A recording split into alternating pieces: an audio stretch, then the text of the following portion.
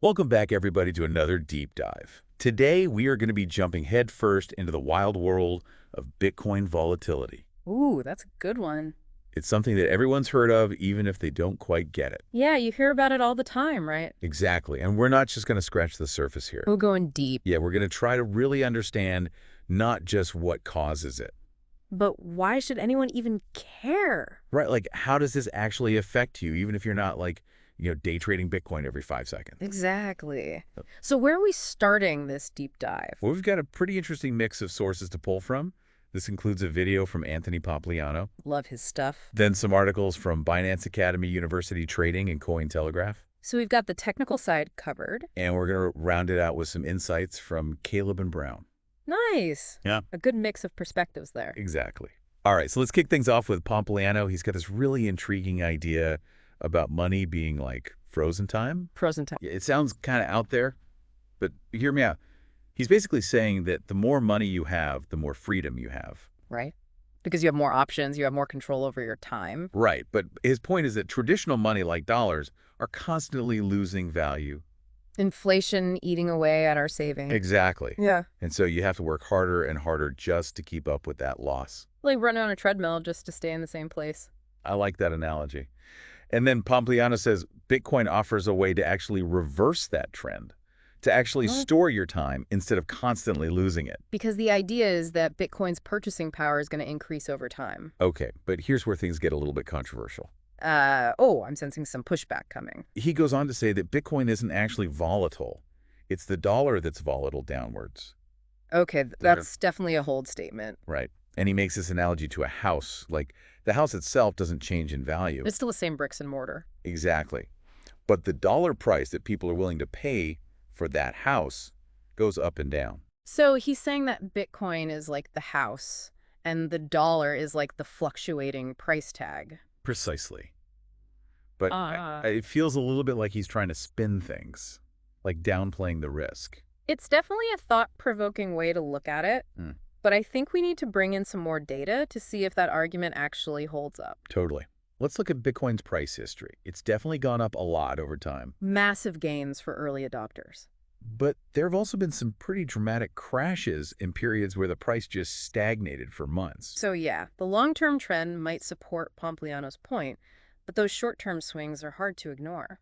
Exactly. So how do we square that with how volatility is typically defined? Like the way they talk about it in traditional finance. Like with standard deviations and all that stuff. Yeah, Binance Academy had a good explanation of that. They talked about how things like the VIX are used in the stock market to measure risk and try to predict future swings. The VIX is like the fear gauge for the stock market, right? Exactly. When it spikes up, everyone starts freaking out. Makes sense. But doesn't that all rely on the market being relatively stable? That's the thing. Crypto is anything but stable. It's way more volatile than traditional markets, even by those standard measures. And I think there are a few reasons for that. One is the fact that it's all digital. It's this new asset class that doesn't really fit into existing categories. And it's still relatively unregulated. There's no central bank or government controlling things. Right. Which can be good and bad, I guess. Definitely. Yeah. And the crypto market is still pretty small compared to the stock market, for example. Which means that even small trades can have a big impact on the price. Exactly. And then you've got all these people who are attracted to crypto precisely because of its volatility. The thrill seekers looking for a quick buck. They're not afraid of risk. They embrace it. But that also makes the market more susceptible to those big swings. Absolutely. So the question is, will it stabilize as the market matures? As more institutional investors come in and the infrastructure gets built out. That's the million-dollar question, isn't it? Well, I think Caleb and Brown made a good point about that. They said that the infrastructure is still pretty young compared to traditional markets. Like it's still the Wild West out there. Exactly. There aren't as many sophisticated tools or as much liquidity, which can amplify those price swings. Right, because if everyone's trying to buy or sell at the same time, it can create a bottleneck. Exactly. And that brings us to this concept of whales. Those are the big players who hold massive amounts of Bitcoin. And they can really move the market if they decide to buy or sell a large chunk all at once. Imagine one of these whales decides to dump a ton of Bitcoin on an exchange that doesn't have a lot of liquidity. What happens? Chaos ensues. The price plummets. People panic and start selling their own holdings. Even if nothing has fundamentally changed about Bitcoin itself. Right, it's just this ripple effect caused by one big trade. So the whales have a lot of power in this market. They do. Which can be a bit unnerving for smaller investors. Totally. And then on top of all that, you've got the whole psychological side of things. The emotions that drive people's decisions. University Trading had a great section on that. They talked about how news hype FOMO, Fear of missing out. all of that plays a huge role in crypto volatility. Because unlike traditional markets, crypto trades 24/7. There's no closing bell, no time to step back and take a breath. It's like a constant stream of information and price fluctuations, which can really mess with your head. Makes it hard to think rationally. And it amplifies those emotional reactions, which leads to more volatility. It's a vicious cycle. Totally. Yeah, It's like yeah. everyone's watching the same heart rate monitor, and as soon as it spikes even a little bit, One freaks out. and the whole thing spirals out of control. Not a good situation. Not at all. And University Trading didn't sugarcoat the fact that volatility is a double-edged sword. It can No. create huge opportunities, A low sell high, right? but it can also wipe you out if you don't know what you're doing. It's high risk, high reward. Exactly. So understanding volatility isn't just about trying to make a quick buck. It's about making smarter, long-term decisions. Right. And it's about understanding the risks involved so you can protect yourself. Exactly. And that's where I think things get really interesting. Because University Trading and Caleb and Brown both dug into some of the specific factors that drive this volatility. Beyond just the psychological stuff. Yeah, like the actual mechanisms that are at play. Okay, so give us the rundown. What are some of the big ones? Well, for one, regulations, or rather the lack thereof. Remember what happened with the Ripple case? When the SEC sued them, Yeah, XRP crashed, but the broader crypto market held steady. which shows you just how much uncertainty there is around regulations. And how that uncertainty can create these huge waves of volatility. Right, so even if you think you understand what you're investing in it, the rules of the game could change overnight. Exactly. And then there's the technology itself. Crypto is evolving at lightning speed. New developments all the time. Right, and those developments can suddenly make a project super hot or completely obsolete. It's like investing in the early days of the internet. Exactly. You never know what's going to be the next big thing. And I guess we can't forget about real-world events, like wars or recessions. Right, those can have a huge impact on all markets, including crypto. Sometimes it drives people to safe haven assets like Bitcoin. And sometimes it causes people to sell off everything. So it's hard to predict how those events are going to play out. Absolutely. And then, of course, there's Bitcoin's limited supply. Only 21 million coins will ever exist. Which means that even small changes in demand can have a big impact on the price. Right. It's basic economic supply and demand. Exactly. And remember those whales we talked about? They can exacerbate this by strategically buying or selling large amounts of Bitcoin. To manipulate the price. Exactly. So it's kind of like a perfect storm of factors that makes crypto so volatile. It really is. Yeah. And then Cointelegraph brought up this really interesting point about financial literacy. Oh, yeah, that was a good one. They were basically asking, does low financial literacy make volatility worse? Are they saying that if people understood how all these mechanisms work, they wouldn't panic sell every time the price dips? That's one side of the argument. The idea is that a more educated investor base would lead to a more stable market. Because they would be less driven by fear and greed. Exactly. But then Cointelegraph also brought up this other perspective that kind of complicates things. Okay, I'm intrigued. Lay it on me. Well, some research suggests that crypto owners actually tend to have higher financial literacy than the general population. Really? So it's not that crypto is attracting people who are financially illiterate. It might actually be the opposite. It might be attracting people who are more curious about finance in general. Because they're already thinking outside the box. Exactly. They're more willing to explore alternative financial systems. So it's possible that engaging with crypto is actually driving people to become more financially literate. That's a fascinating possibility, and it raises a really interesting question. Hit me with it. If financial education does play a role in taming crypto volatility, what's the best way to achieve that? Is it about teaching everyone the technical details of blockchain? Or is it about fostering a broader understanding of risk management and investment fundamentals? That's a great question. And I think it's one that we'll continue to explore as we delve deeper into the strategies for navigating this volatile landscape. I'm excited to keep digging into this. Me too. Yeah. This is already shaping up to be a fascinating deep dive. Absolutely. All right, so let's take a quick break, and then we'll come back and talk about some of those strategies. Sounds good. I need to refill my coffee anyway. Me too. I keep thinking back to that point Pompliano made about Bitcoin giving people back their time. Yeah, it's a powerful idea, isn't it? Huh. Like, it's not just about the money. It's about having more control over your life. Exactly. And one way he argued Bitcoin accomplishes this is by acting as a store of value, like digital gold. But doesn't that kind of contradict the whole volatility thing we've been talking about? How can something be a reliable store of value if its price is all over the map? It does seem a bit paradoxical, right? But remember, Pompliano's argument is that those price swings are mainly due to the volatility of the dollar, not Bitcoin itself. So he's essentially saying Bitcoin is like that house analogy. The house itself is stable, but the dollar people are using to measure its worth is fluctuating. Exactly. And he believes that as the dollar continues to lose purchasing power, Bitcoin will become even more attractive as a store of value. Okay, but what if the whole crypto thing is just a bubble that's eventually going to burst? That's always a possibility, of course. No investment is without risk. But even Bitcoin's biggest critics would have to admit it's pretty resilient. It's like it's got 9 lives. Right. It's survived multiple crashes and bear markets, and it always seems to bounce back stronger. And that resilience is partly because of the underlying technology, right? Blockchain. Exactly. Blockchain is incredibly secure and transparent, Yeah. which gives people confidence in the system. And unlike government-issued currencies, Bitcoin has a fixed supply cap, There will only ever be 21 million Bitcoin. which makes it inherently scarce and therefore valuable, Oh, like a rare collectible. exactly. That scarcity is a key part of what makes Bitcoin appealing as a store of value. Okay, but let's be real here. Even if Bitcoin does prove to be a reliable store of value over the long term, that volatility issue is still a major barrier for everyday people to actually use it right. It's definitely a hurdle. I mean, most people aren't comfortable with the idea of their savings going up and down like a roller coaster every day. Especially if they might need to access those funds quickly, for an unexpected expense or something. Right. It's not like you can just wait for the market to rebound if you need to pay your rent. Exactly.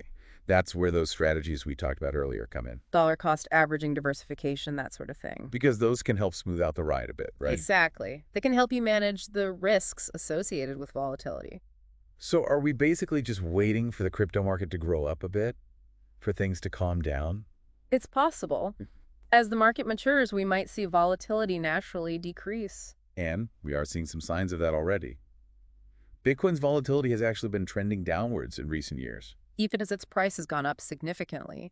So maybe those Wild West days are starting to fade. Maybe. But it's important to remember that volatility is a natural part of any emerging market. It's a sign of growth and innovation. Right. And like Pompliano pointed out, it's often the volatility of the dollar that we're seeing reflected in Bitcoin's price. Not necessarily instability in Bitcoin itself. Exactly. It's all relative. So this whole thing about financial literacy that Cointelegraph brought up, how does that fit into all of this? Well, they were highlighting some concerns that the crypto community as a whole might have a dangerously low understanding of basic financial concepts. So basically, people are jumping into crypto without really understanding what they're getting into. Exactly. Which can lead to some pretty bad decisions. Like panic selling during a dip because they don't realize that dips are normal. Exactly. Yeah. Or chasing after the latest pump and dump scheme without recognizing the warning signs. And that kind of behavior just adds to the market volatility, right? It does. Cointelegraph argues that a more financially literate user base would lead to a more stable crypto market.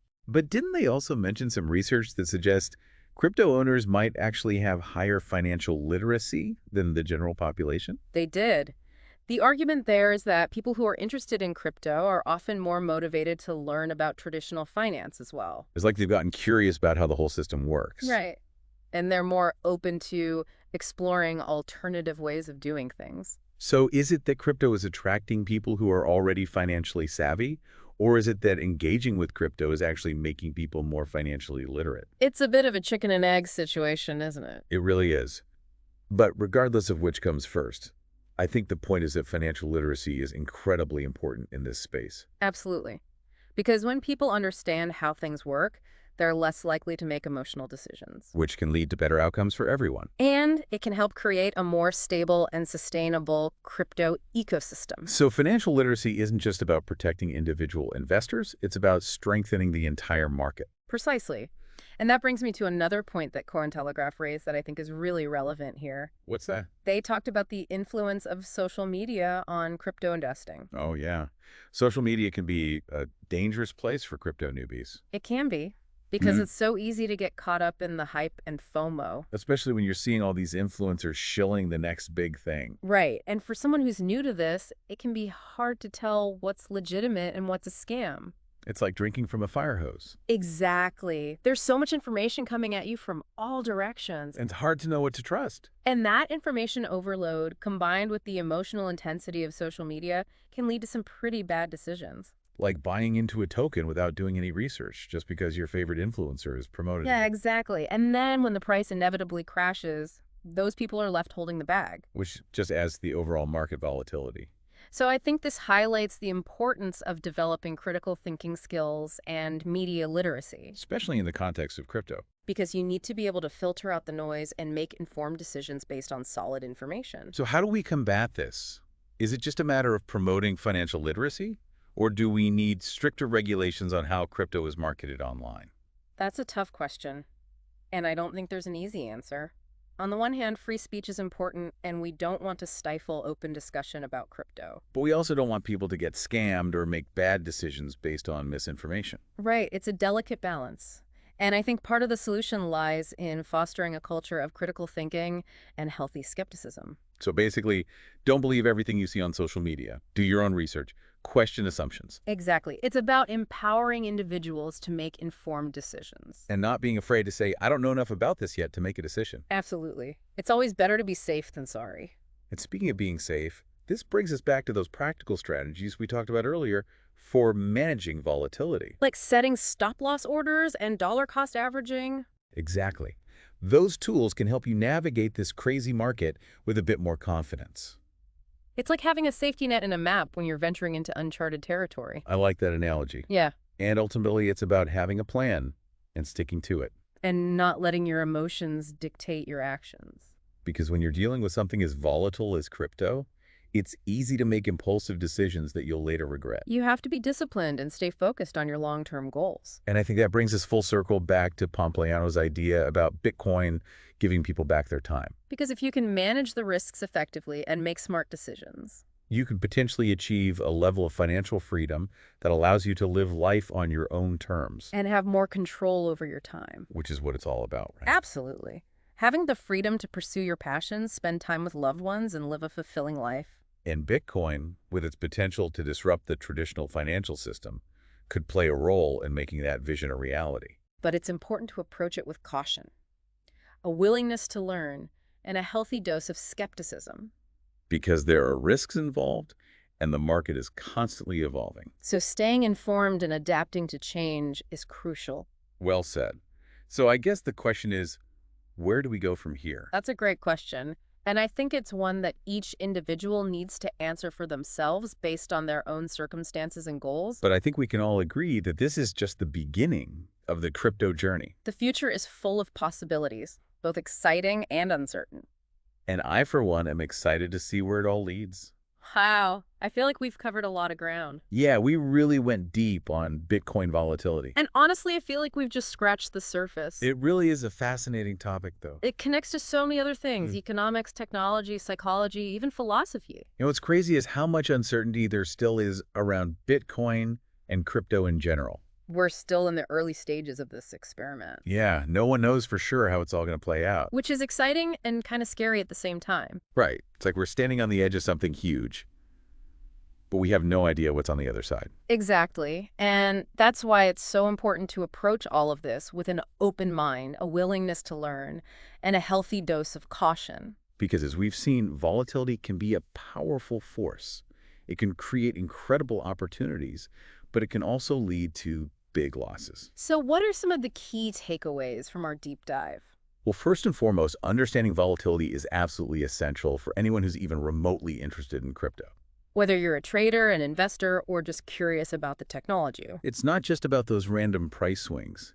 It's about understanding the underlying forces that drive those swings. The market dynamics, the regulations, the technological advancements, the human psychology. It's all connected. And second, there's no one-size-fits-all approach to dealing with volatility. What works for one person might not work for another. It depends on your individual goals, your risk tolerance, your investment strategy. But as we've discussed, there are tools and strategies that can help you manage those risks. Things like dollar cost averaging, setting stop-loss orders, diversifying your portfolio, And most importantly, having a plan and sticking to it. not letting your emotions get the best of you. Because when you panic, that's when you make mistakes. And finally, it's crucial to remember that crypto is still a very new and rapidly evolving space. What's true today might be completely different tomorrow. So you have to be willing to adapt and learn as you go. Always be a student of the game. Exactly. So on that note, I want to leave you with a thought-provoking question. Okay, hit me with it. We've talked a lot about how volatility is a major barrier to mainstream adoption of Bitcoin, right? Because most people aren't comfortable with the idea of their money constantly fluctuating in value. Right. But what if Bitcoin's price eventually stabilizes? What if those wild swings become a thing of the past? Would that make Bitcoin more appealing to the average person? It probably would, right? Because then it would start to look more like a traditional asset. Like a digital version of gold? But would it still have the same appeal? Would it still have that mystique, that excitement that draws so many people to it in the first place? It's an interesting question to think about. It is. And it kind of gets at the heart of what Bitcoin is and what it could become. If it loses its volatility, does it also lose its soul? That's a great way to put it. Mm. It's a question only time will answer. But it's definitely something worth pondering. Absolutely. Well, I think that's a great place to wrap up our deep dive into Bitcoin volatility. It's been a fascinating journey. I've learned a lot, and I hope our listeners have too. Me too. And to everyone listening out there, keep exploring this incredible world of crypto. There's so much to discover. And who knows what the future holds. That's the beauty of it all. It's an open-ended story, Mhm. and we're all writing it together. I can't wait to see what happens next. Me neither. Thanks for joining us on this deep dive, and we'll see you next time.